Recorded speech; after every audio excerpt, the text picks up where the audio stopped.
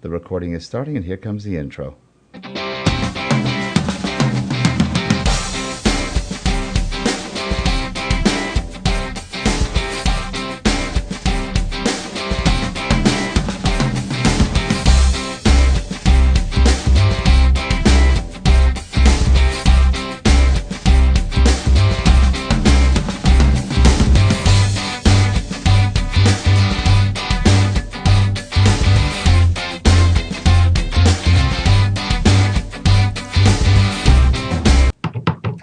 And good morning, everyone. This is SchreckTeck, episode 49. I know. Next week we're going to be old. You know, you know who's next to me, right? That's Gina. Hey, Gina, how you doing? Good. How are you? I'm good. Considering we're going to be 50, today is the 100th birthday of the Oreo cookie. So we're in good company. You know, I have some on my desk at work. I think I'm going to eat one later. I know. I wish I have none. You know, I'm glad I don't have any in the house because I would have been eating them all. But 100 years? 100 years. So Wow. that's kind of a big, momentous occasion. Okay. And, You open them up and eat the cream, or just eat the whole thing? I am a twist and dunker. So I twist them, eat the cream out, and then dunk the cookie in milk. So I'm a little more creative than just the purist or just the eat the cream. And but yeah, Oreo cookie. You know what? Oreo cookie has one of the busiest Facebook. I mean, they have a huge Facebook presence, but it's a lot of spam. I went over to look, and I can imagine. They Hey, need to we've clean up got a very special guest today. Yes, I'm very excited because, I've been trying to get Viveka on here on our show for a long time, and she's always out and about and traveling and speaking and training.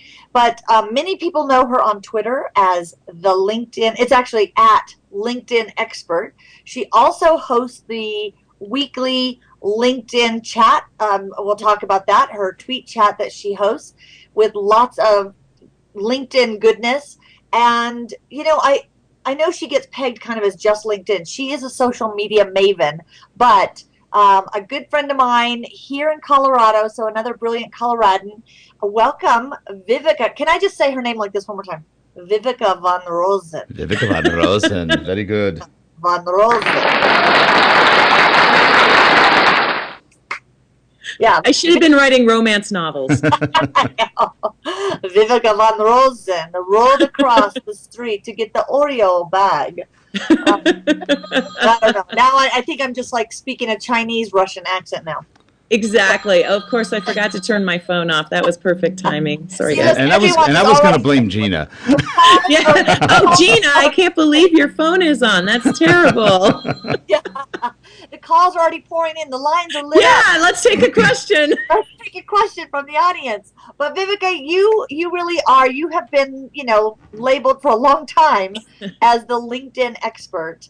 And how did you first even begin this business, this journey into LinkedIn land? I was running a business center here in Fort Collins, Colorado, and Lori Maycomber, who I think you actually know, you should have her on the show too. She came in and was giving our members some information about Web 2.0 and the fact that the web was no longer static and you could interact and people could ask questions on your website and you could have video and all this really cool and amazing stuff, 5 or 6 years, well, I guess it's closer to 7. Time flies. I know. 7 years ago. Wow. And, Google was relatively new back then too. So at the very, very end, she mentioned this thing called LinkedIn. And I think there were 7 million users at the time, so it shows you, how long ago it was.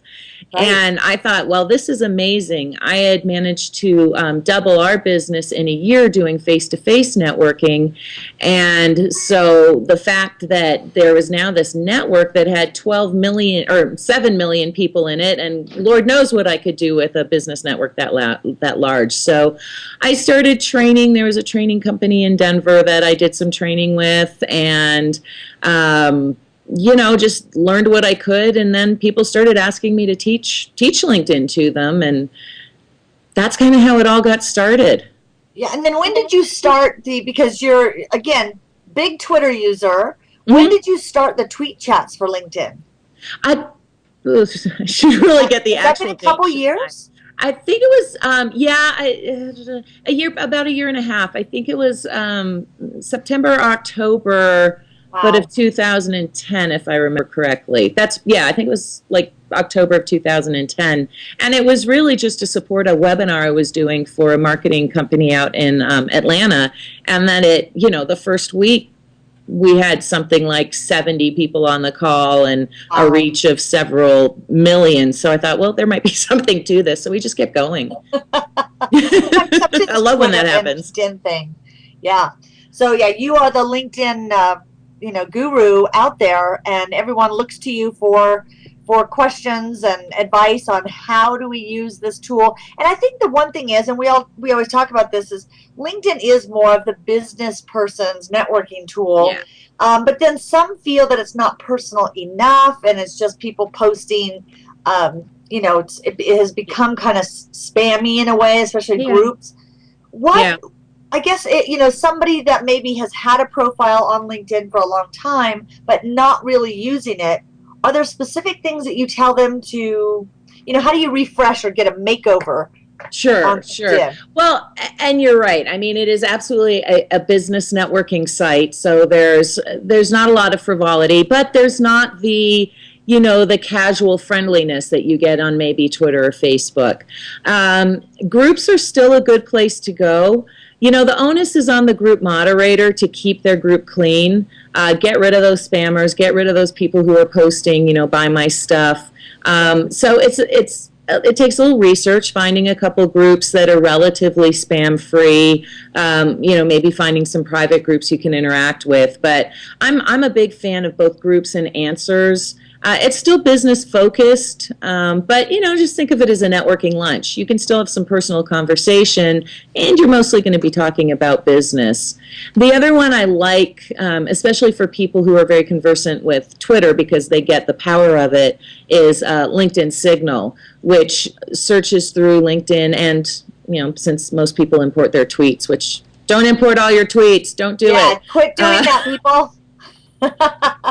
That's the only reason I unfollow. That and spam are the only reasons I unfollow people anymore or unconnect from people. But so they get the power of the net of finding updates and being able to communicate with individuals through those updates. And really, LinkedIn Signal is one of the few places where, besides groups, that you can easily interact with folks who are outside of your network. I think that's maybe one of the biggest limitations of LinkedIn is, the only people you can easily communicate with is your first level, and in most cases, you would have their email addresses anyway. So they really make it hard for people to expand their networks. So LinkedIn Signal, you can then have regular conversations just like Twitter. Yeah. Tell us more about that, because I'm not real familiar with Signal. I've seen it, but I've never explored it. Well, and often you end up having conversations on Twitter, quite frankly. But if you go to www.linkedin.com/signal, or in the drop-down menu that says News, it's right underneath LinkedIn Today is the Signal icon. And then there's a place to find it on your homepage, too, but I'm not going to bother trying to explain that one because it makes sense. I know. That's one thing I find about LinkedIn. It's more confusing than not. It is. It's hard to find that, like I was trying to figure out one time, how do you unsubscribe or get out of a group? And I thought, it's like 4 steps to get out of a group, 4 levels. It used to be right on your page. You'd go to like My Groups, and there'd be the listings of all your groups. And then, on the right-hand side, there'd be a hyperlink, leave the group. Now you have to go into the group, go into settings, go into that one page, try and find it down at the bottom right-hand side. Of course, it's grayed out, so you don't even know that you can actually leave the group. Right. I went through that recently. I had about 10 groups, and I said, I'm going to bring it down to 5. And it took me a while to figure out, okay, where is this? And once I got it, it's easy. Now I can, but it is a lot of steps when you could just click a button and say, out, we're done. Yeah. I don't think they want you out of the groups. Right. If you're not contributing, if you're not enjoying it, if you're not listening to it, then other than groups are a great way to, like I said, grow your network and connect to people. But I only really listen to 5 groups. Now, I'm a member of 50, and they're always revolving and changing. But there's 5 that I actually interact with fairly regularly. So, yeah. Because now, do you get the emails for every group? Or do you? No, turn that off. Because that's horrific. That's on the same page. Yep. That's a bad one. That's every day you get anywhere from 5 to 100 emails. Yeah. It's not fun. Viveka, that's a really good question. You belong to 50 groups. So you basically belong to those groups, but you're not, you don't have the notifications coming. Do you get a weekly news update of those groups or no? Some of them I do. It really, they're like Linked Strategies, great group. I think I get daily. Plus I'm technically a co-moderator, so I should keep an eye on it. So I get the daily digest for that one. Then I have my group Link Chat, which is connected to LinkedIn Chat, so I get my daily digest. I even have some groups that I moderate, and don't do this. I even have some groups that I moderate that I don't even keep an eye on daily, and I should. Right. But it's a matter of picking your time. That's one thing I always say, in Northern Colorado. In the number of groups you can be engaged with. Not right, yeah, you really, I mean, yeah, and then it just becomes noise. I mean, that's one of the reasons I like LinkedIn is I can get on Facebook and disappear into the rabbit hole, and the next thing you know, it's Tuesday. That rarely happens to me on LinkedIn. Interesting. Oh, that is. Well, now one thing I did learn when we started managing, our client social media, and a couple of them they have groups that they wanted us to moderate. First thing I realized is, okay, they need to set up for this client in this group, set up the rules page. There is a page that you can put the rules for the group. I didn't know that. Yeah. And that was real important. The rules are you can't spam or be too promotional in this group, and make sure that you're posting promotional things in the promotions link. So I think if you do moderate a group, really explore those the rules. I think those tools. Yeah, no, absolutely, and consequences. Just lay it out from the front. If we think you're adding too much too many promotional items to the discussion tab, then we're going to remove you. Right. In 450 steps, right? Yeah. It's just you're out of here. I think that helps. Go ahead. No, I was just going to say I think that helps later when you do have to ask someone to be removed, or you have to ask them not to be promotional. The rules are there. They, I think it gives you something to fall back on. Yeah, and in fact, when people first join a group, you've got an option of sending them, which you absolutely should do, an automated message. And so part of what should be in that automated message is part of the group rules too. I mean, they'll get the group rules as well, but right from the onset, set it up. Let them know what they can and cannot do. The other thing is, I love the idea of the open groups because now you can share information beyond LinkedIn, which is a relatively closed network. But if you're going to do that, you really have to manage, who can comment. If 3 people peg something as spam, it's out of here, or 2 people or 1 person, or there's so many ways that you can manage your groups, but most people don't explore it because it's not intuitive. Right. So now Viveka, quick question for you. Sure. Is it worth paying the LinkedIn price versus just going for the free one? Excellent question. I used to say no. I used to say all you need is a big network. If you have a big enough network, then you can see whoever you need to see, and through groups or now through Signal, you could actually communicate with those people. Not necessarily easily, but you could do it. They've changed some things with the free account, like when you're doing a search for someone, you can only see their first name and the last initial unless they're first level connection. That really is irritating to me. They've really inhibited your ability to do a search. You've got less fields to search with, still more than Facebook or Twitter, but they cut down on that a little bit. So I'm kind of on the fence. Honestly, I have a paid account. I've got the cheapest paid accounts, $24 a month, I think. And I don't even use the in-mails or the introductions. Once in a blue moon, I'll maybe use one for a client. But I do, the search dynamics are worth the $24 a month to me, just to have the extra search fields, just to get a more complete search, just to have the saved searches, and so So now I'm kind of like, well, you don't have to have a paid account. Let's put it this way.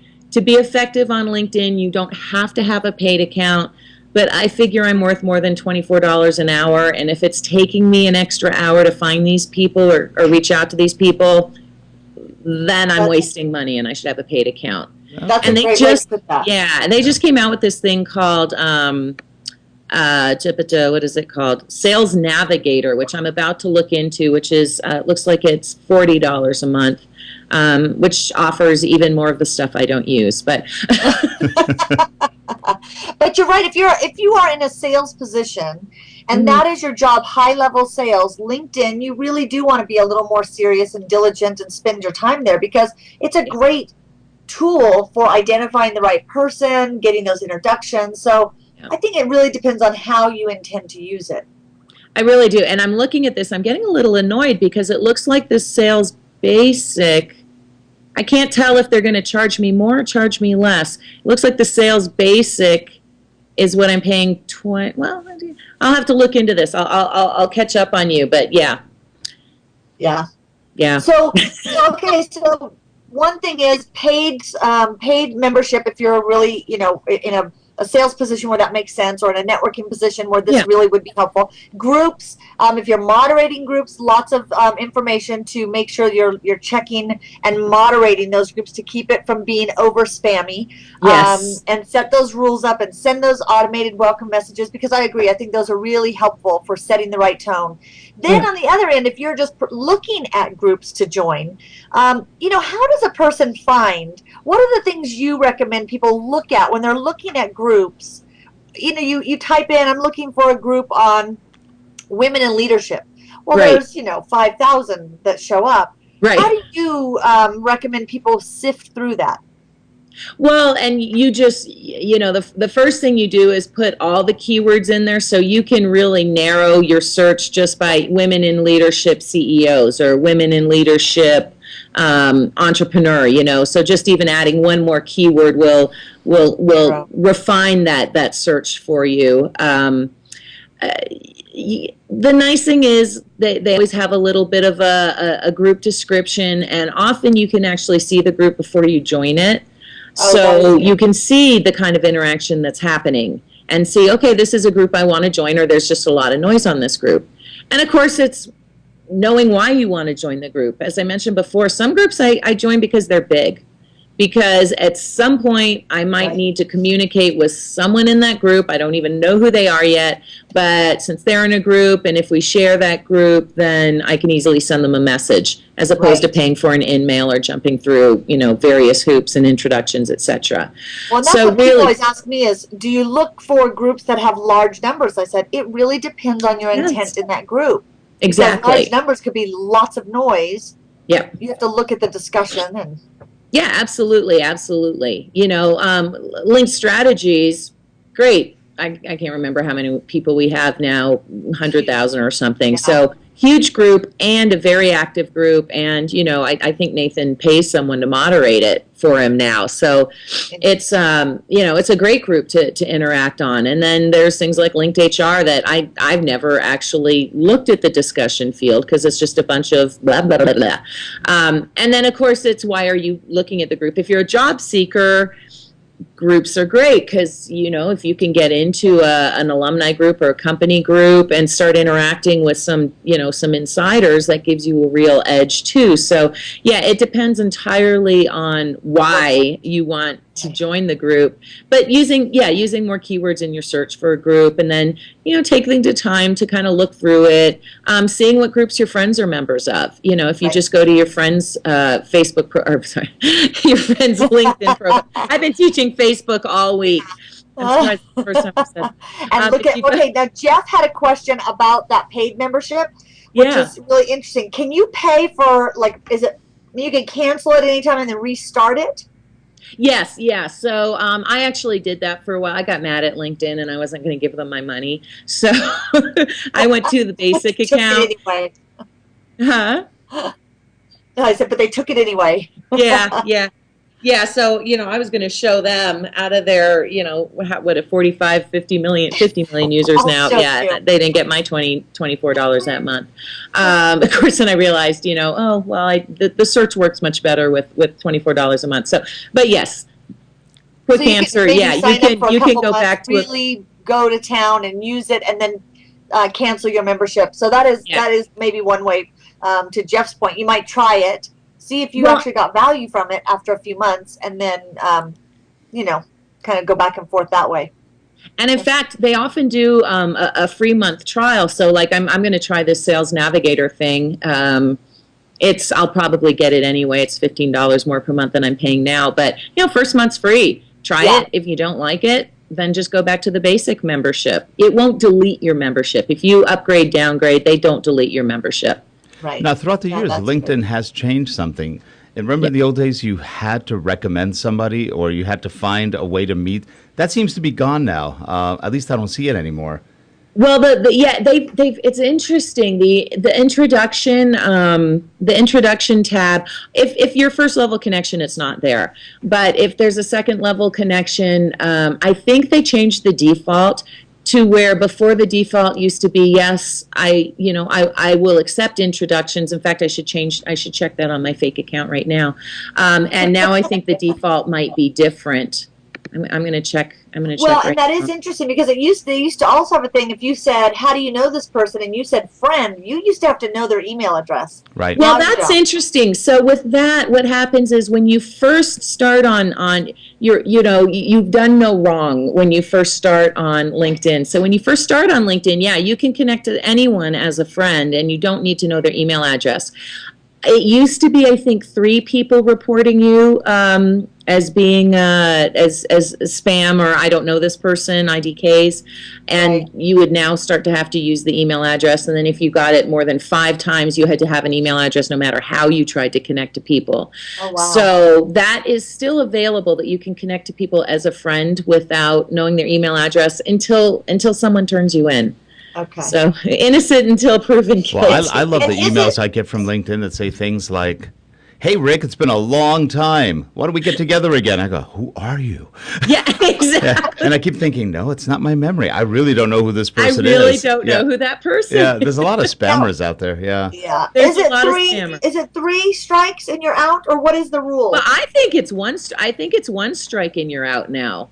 Yeah, it used to be 3 strikes and you're out, but I'm finding that people are having to use the having to have email addresses sooner. So I'm not before you're kicked out of LinkedIn. Sure, but I think it's 1 strike and you're out now. How many before they cancel your membership or kick you out? Oh, they won't. They'll just inhibit it to the point where you can't do anything. So yeah, they won't actually cancel your membership. Well, actually, I shouldn't say that. For honest people making honest mistakes, they probably won't cancel your membership. What they might do is suspend it, and then you have to prove that, no, I wasn't sending spammy letters, or no, that isn't spam. What's interesting about LinkedIn is they basically said, well, if you accepted the invitation, then, and they're in your network, then they can send you, they can send you messages. Right. So it's, some people that's a good thing, some people that's a bad thing. Right. I know. That is hard. Well, let's shift real quick to business pages on LinkedIn. Sure. How helpful is it for a business to establish a LinkedIn profile? Well, I think everyone should have one. I mean, there's no reason not to have a business profile.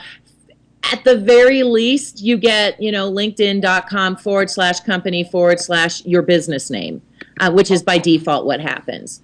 You can't actually create a URL yet. I'm hoping that comes along. But for right now, it's LinkedIn.com/company/business name.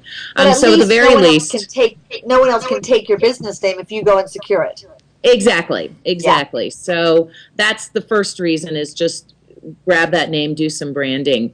What's interesting is, a couple months ago, they started doing the company updates to where your company could autonomously send updates to people's homepage. I guess it's called a LinkedIn wall, maybe, to your homepage where the updates stream. Like all the and what I like about them is you can get metrics on them. So unlike your personal updates, which you can't get metrics on, you can see how many people have looked, how many impressions your company update has made, and how many people have interacted with that particular update. So that's kind of cool. You know, you can list your products and your services. You can get recommendations for your products and services. You can upload video using YouTube. You have to have it on YouTube first. Right. But there's a lot of like kind of cool things that you can do with the company profile. And the other thing that you can do is create what essentially looks like banner ads targeted at specific industries. And all of it's free, you know, so why wouldn't you? Why wouldn't you? Yeah. So spend some time creating that business profile and exploring some of those things. Now, my philosophy has always been on LinkedIn. Your main objective on LinkedIn, and this could be wrong, for myself, my main objective is the findability, is being found on LinkedIn. Yeah, And then that way it can lead, you know, your LinkedIn profile, you want to make sure that then links to your website or to your Facebook page or wherever you want them to go. What are some of the key things that help you be, you know, that you can be found more easily? Sure. So, you know, there's, and it's funny because I've been blacklisted for years, so you actually won't find me if you look for me. And I'll tell you why, so you don't do it too. But so you want to put those keywords and those search terms in a couple key places. The most weighted part of the LinkedIn search is that title field. So getting your keywords in the title field. So when you add a job description, you add your title, most people will just put, you know, like their resume, their official title, you know, founder, CEO, whatever. But really you want to describe, you want to throw some more keywords in there, kind of, you know, what were your responsibilities as the founder, or, you know, you can throw a tagline in there, something like that. So getting those keywords or those search terms in the title field is probably most important. And that goes for current and past experience as well. You've got 100 characters. So it's a good idea to use that section. Now, you will see some people, just to get found, they go nuts. They'll create, you've seen those. They'll I think that's how mine looks. Yeah. And it looks so bad. You know, they're just keyword stuffing. It's the same job. Social media marketing, social media management. Yeah. Exactly. And it looks terrible. So there's a balance. You have to have enough keywords in order for your profile to get found, but your profile needs to be readable too. Because if it's just, you know, social media expert at A, social media expert at B, social media expert at C, social media expert at D, social media expert at E, you know, and people do that. They really do. So if you do that, it gets, who's going to read your profile? So make sure you've got your key keywords in your title field, but really only jobs that you've actually worked at. The other area, and this is more for the human eye, but most people don't make full use of their summary section. That's 2,000 characters where you can tell people why they should be hiring you. And I noticed they got rid of specialties right underneath that. A couple days ago, maybe. Right underneath that used to be a specialty section. I would literally just put keyword, comma, space, keyword, comma, space, keyword, comma, space. You can still do that in the interests section down near the bottom of your profile where your websites are, that kind of thing. But those are the main areas that you want to put your keywords so you can actually get found. And then it needs to be an interesting enough profile that people will read it and, you know, hopefully reach out to you. And recommendations play a big part, don't they? They do. Every time you get a recommendation, it kind of refreshes that title. So yeah, definitely, which is really interesting because up until, well, I just discovered it yesterday. I don't know how long it's been, maybe a week or so.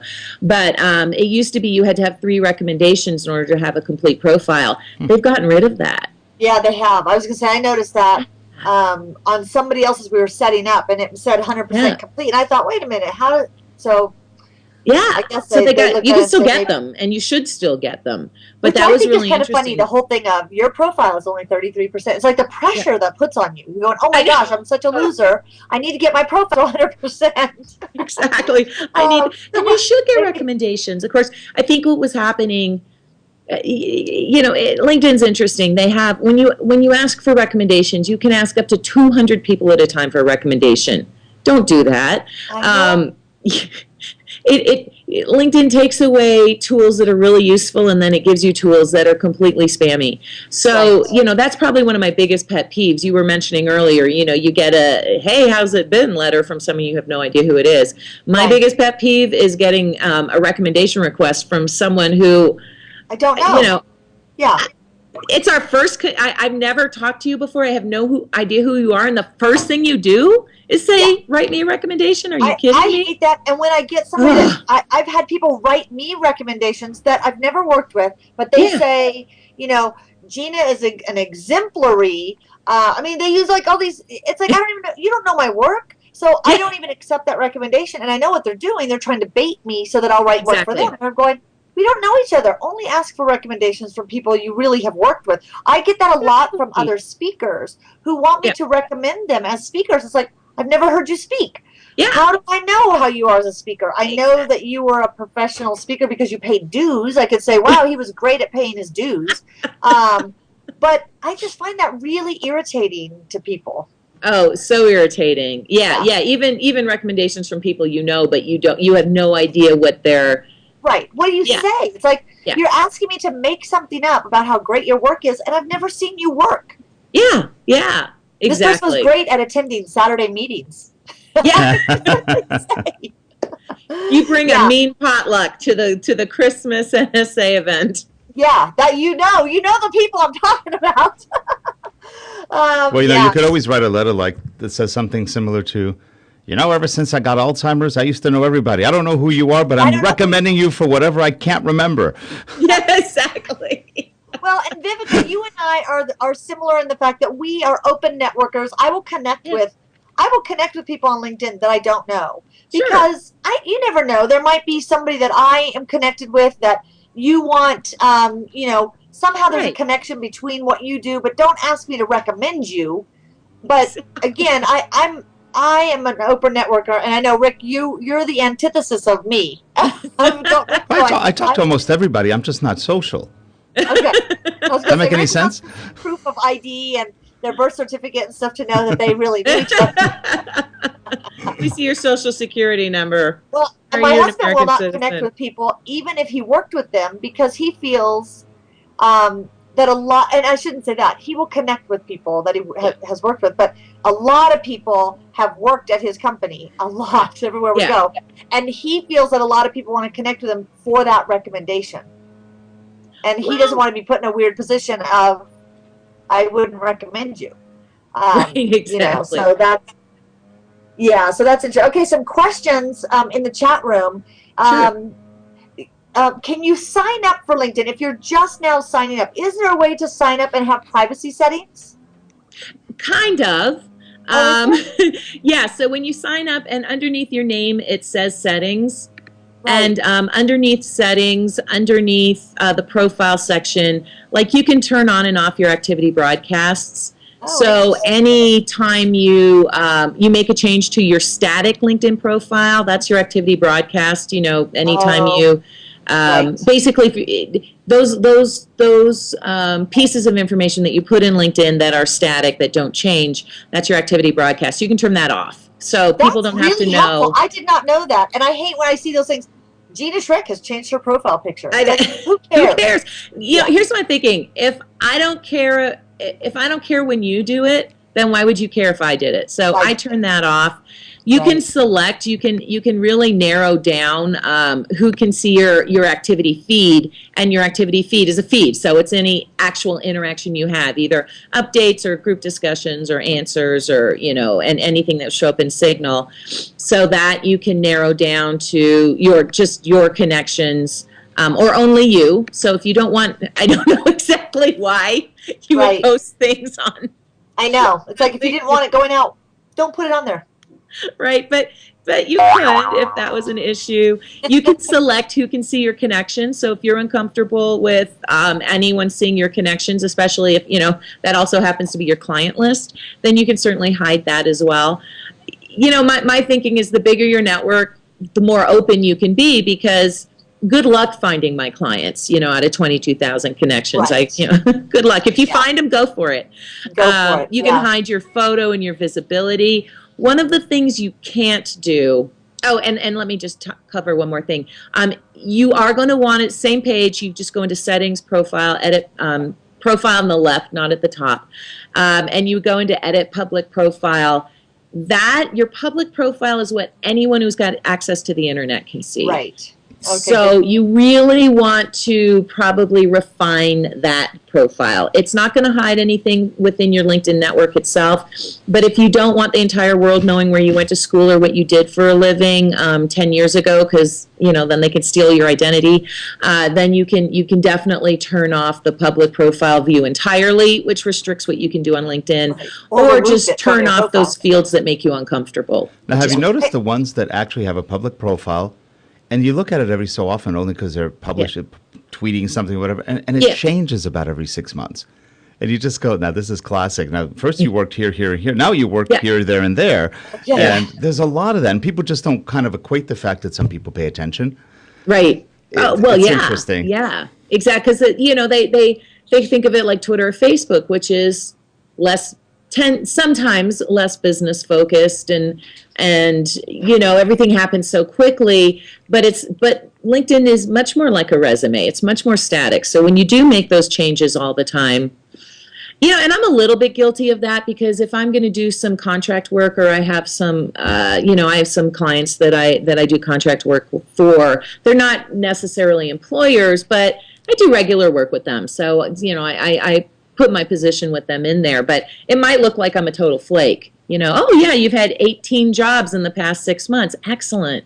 So if you are going to do something like that, you might want to put, contracted work or something like that too. Right. So you don't look like a flake. Yeah. Dawn has a question that's similar to the one I just asked about limiting what's in your newsfeed, but is there a way to say, I want to limit by like people who work in my same company? I think, Dawn, let me know if I'm not correct in asking this, but it says, is it ever possible to limit what is shown in your newsfeed that appears on other people's pages, meaning people who work at the same company?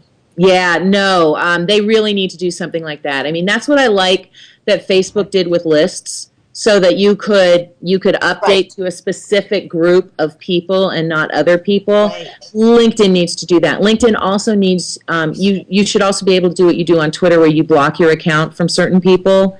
Right. And you can't do, I need to add that.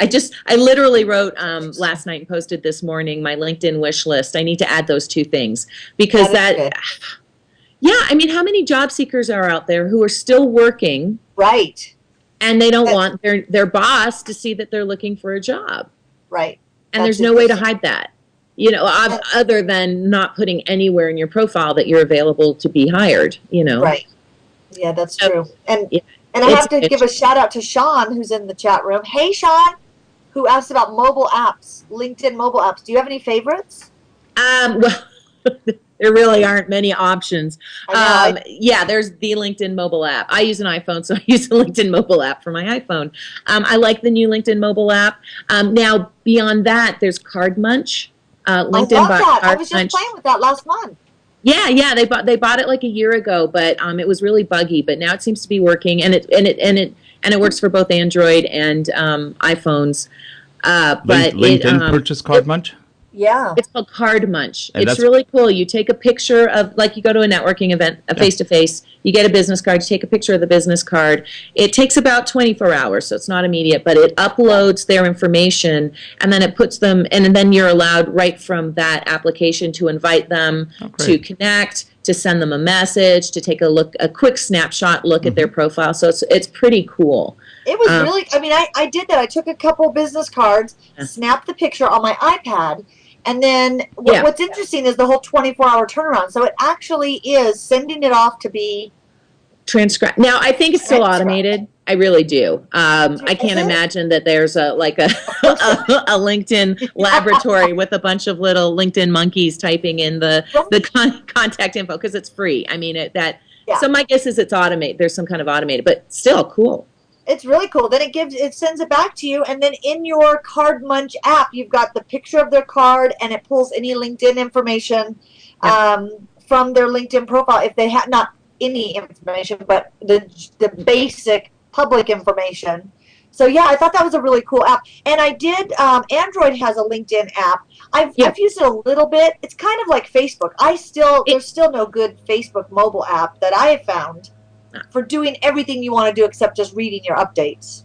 Yeah, they did finally. I mean, now you can look at your groups, and they've improved it a bit. The look of it is definitely better than it used to be. Right. It's better than nothing. But I know when I'm on my iPad, I don't use the LinkedIn iPad app. I just go to www.linkedin.com. You can always do more from the web, from the browser, than you can from an app. Which, by the way, here's a tip. When you go to, if you have an iPad and you go to your LinkedIn, you're using Safari and you go to the website to go on there, because that's what I do for Facebook. Yeah. Save it, the little bookmark icon at the top of your browser. There is a little bookmark link that you can push, and it says save this. Well, you can actually say save it as a button, and it looks like an app on your home screen of your iPad. Oh, I did not know. I'm going to go do that as soon as we hang up. If you have any websites that you visit regularly, when you go to the website, save the little, like you're bookmarking it, but then one of the choices is to create an icon on your desktop, and then it puts a button with that, and you can name the button whatever you want, and then you just push the button and it opens up that same, it's opening Safari for you, but you don't have to actually navigate to get there. Oh, that is awesome. Oh, I'm going to go do that. I figure I owe you at least one tip, right? Yeah, well, thank you. Yeah, you can show your bookmark. Sean is saying, and Sean he's like a Mac guru, and an iPhone and everything. Sean, we need to have you on this show and talk about some iPhone, iPad tips. Yes. But he's saying that you can show the bookmarks in your Safari mobile browser.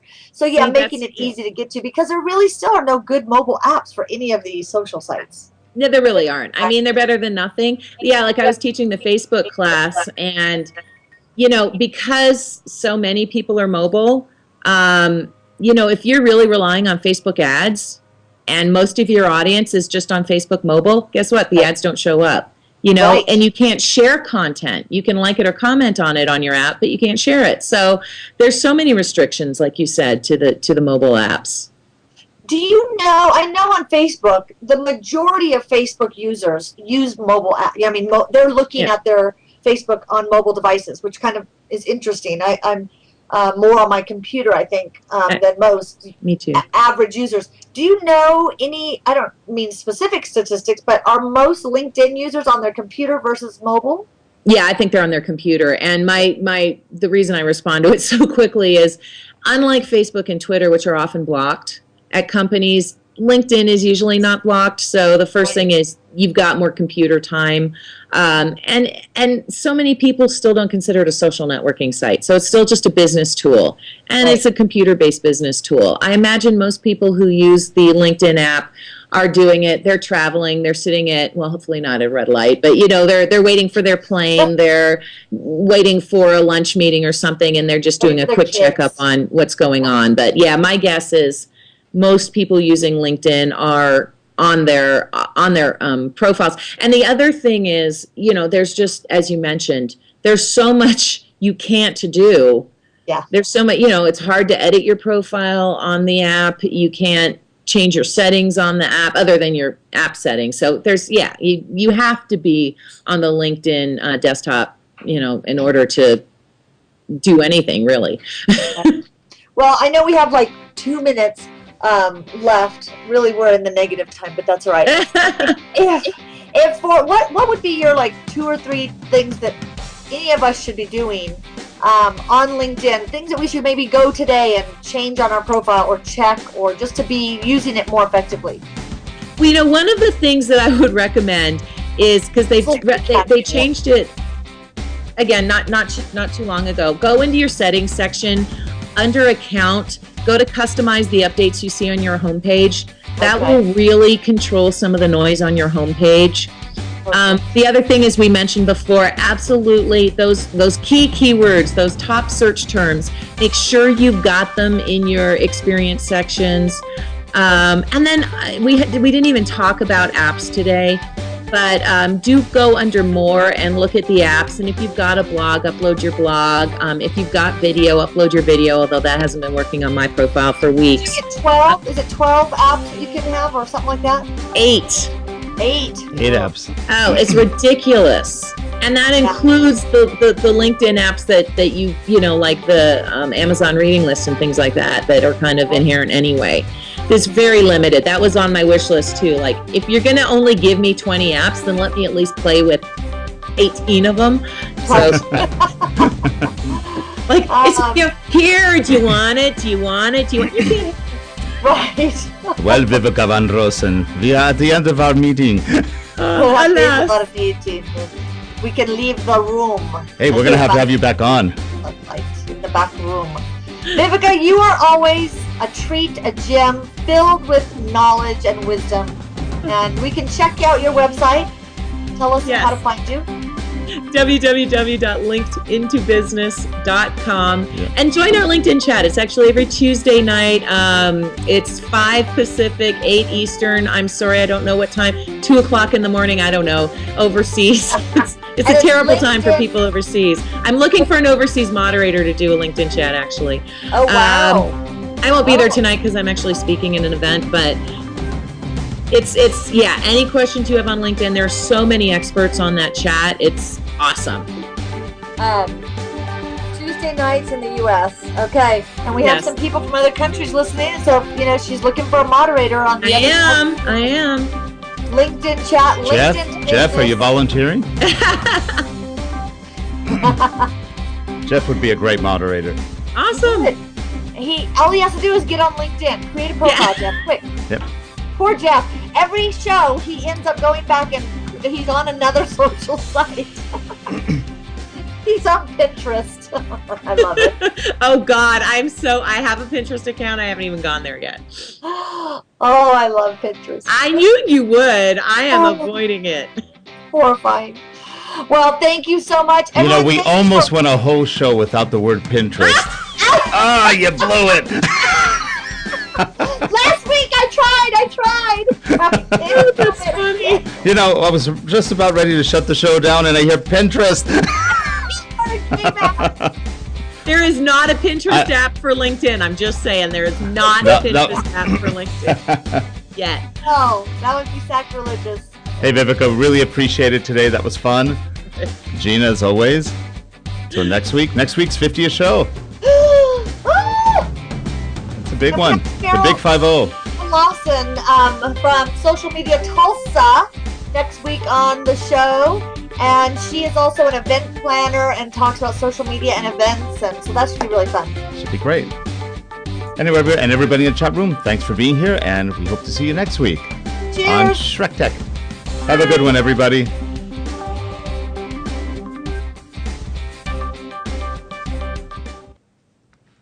Okay, so the